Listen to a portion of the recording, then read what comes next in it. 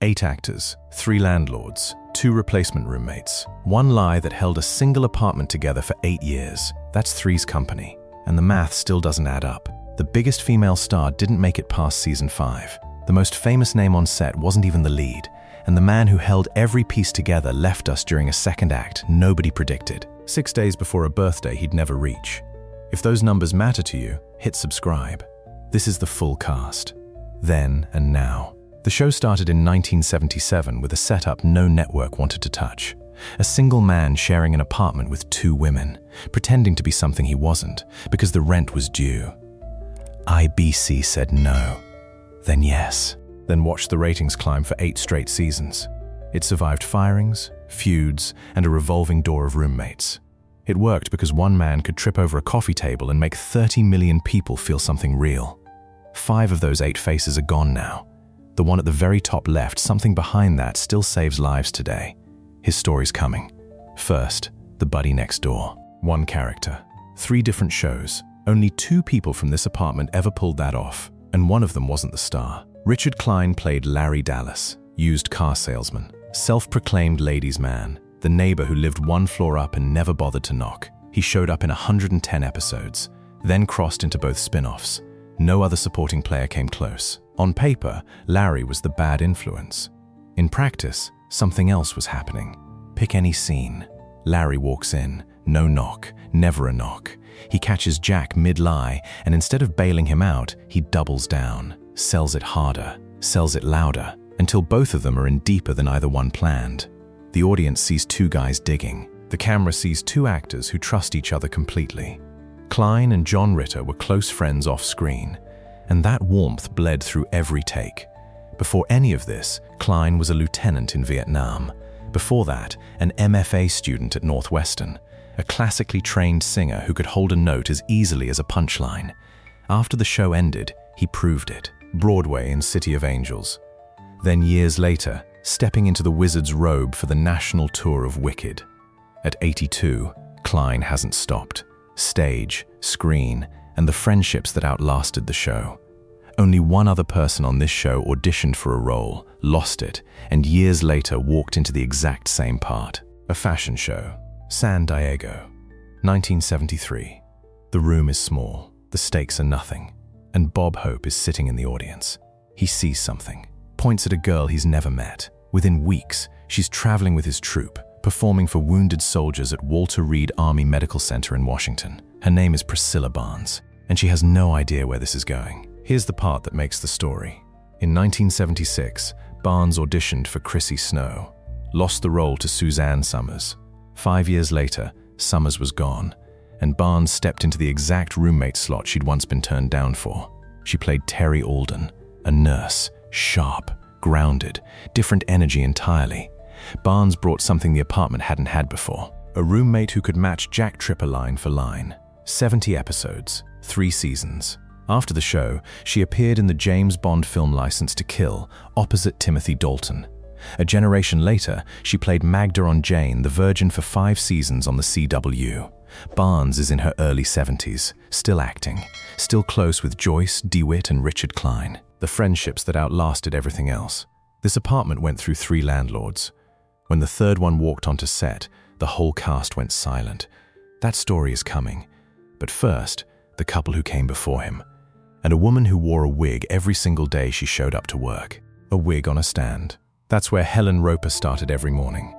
Audra Lindley would put it on, check the mirror, and disappear into someone else. The wisecracking, perpetually frustrated wife who wanted the one thing her husband refused to give her: attention. The wig held the silhouette.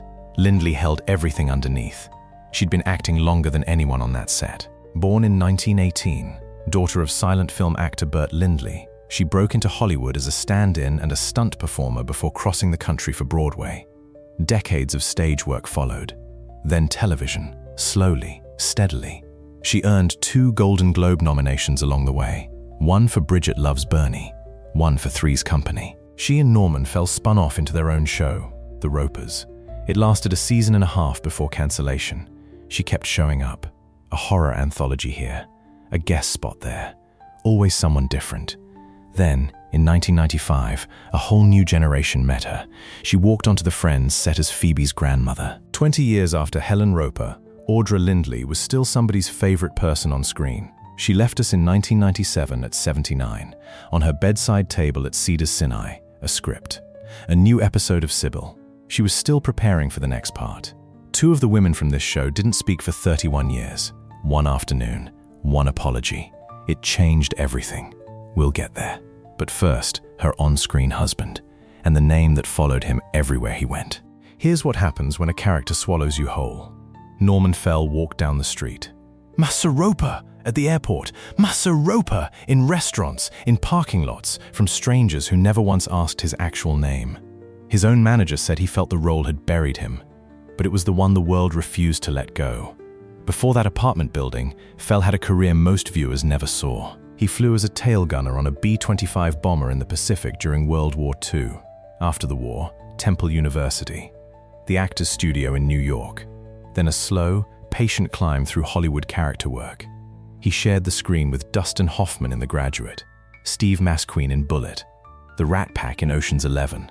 Mike Nichols cast him in Catch-22. Then he put on Stanley Roper's Cardigan. And none of it mattered anymore.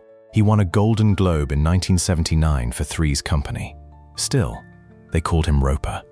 Everywhere. In 1997, he stepped back into the character one last time, a cameo on Ellen. The only name the world would ever use for him, worn one final time, like that cardigan. Norman Fell left us in 1998 at 74. The apartment needed a new landlord. What walked through the door was something nobody was ready for. 5 Emmy Awards, 1 leisure suit, and a reputation so enormous the young cast couldn't make eye contact. 1979. A soundstage door swings open. A man walks in. Polyester collar wide enough to land a small aircraft. A strut that says he genuinely believes he's the most attractive person in the building. The cast does not laugh. The cast does not move. Ritter would say it years later. They were so scared. Not of the wardrobe, of the man inside it. Don Knotts had already done the impossible once. Barney Fife, the jittery, twitching, one-bullet deputy of Maybury, earned him 5 consecutive Emmys on The Andy Griffith Show, a record that stood for decades. When that show ended at #1 in America, Knotts stepped away and spent the next 15 years doing Disney comedies and theater tours.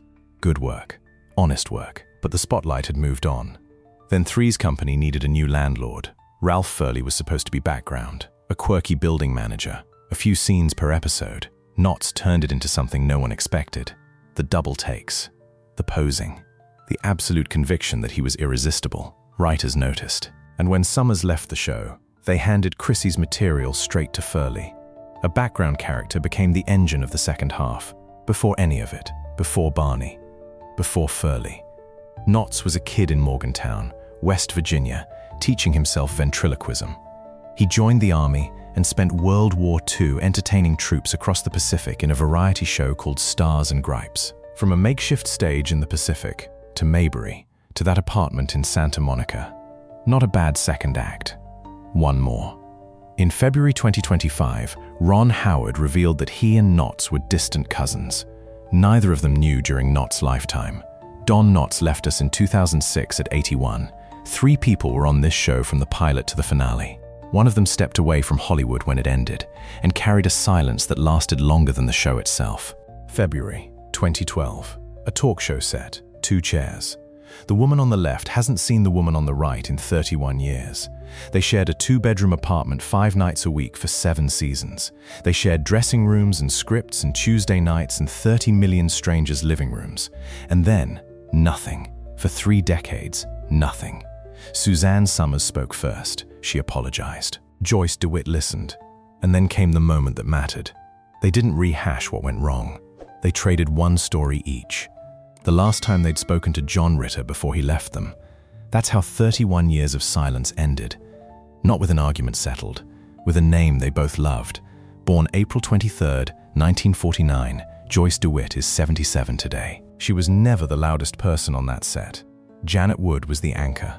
Practical, quick. The one who kept Jack and Chrissy from burning the apartment down. DeWitt played her for 170 of 172 episodes.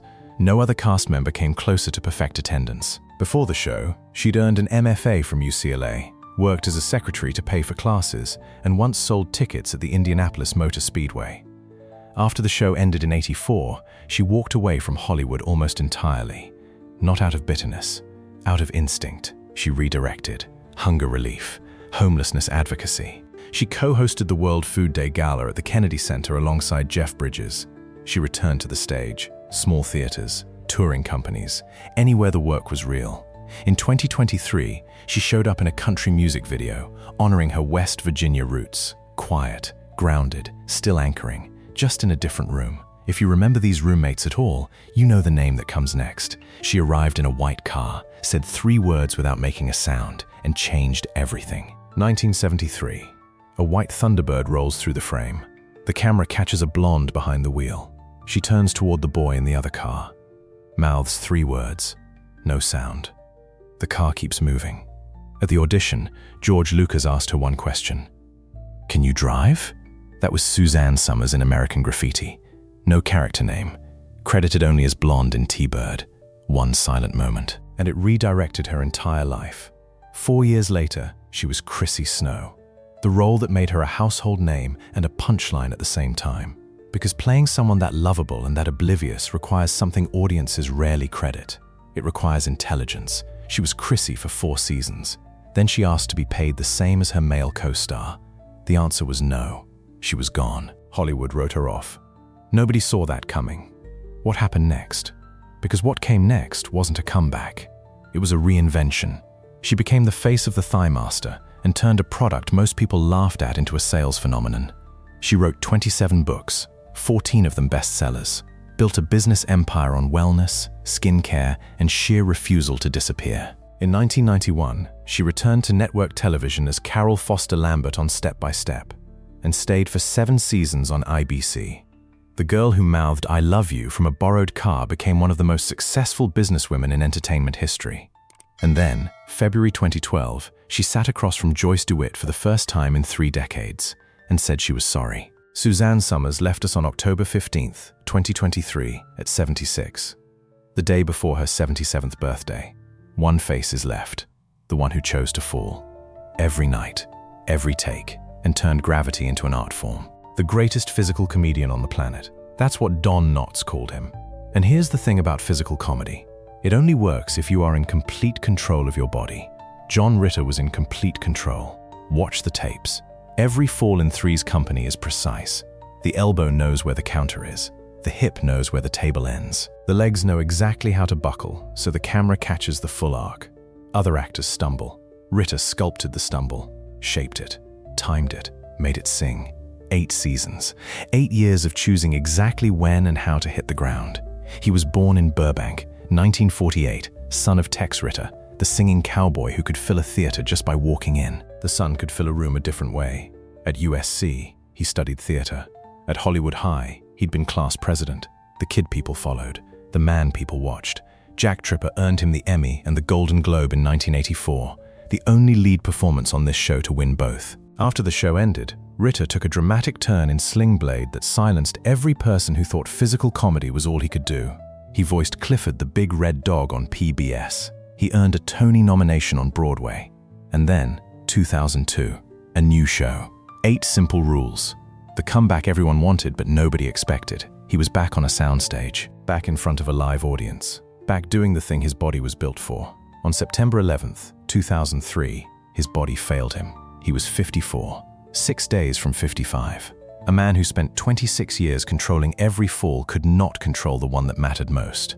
That's the paradox. But here is what he left behind. His widow, Amy Yasbeck, founded the John Ritter Foundation for Aortic Health.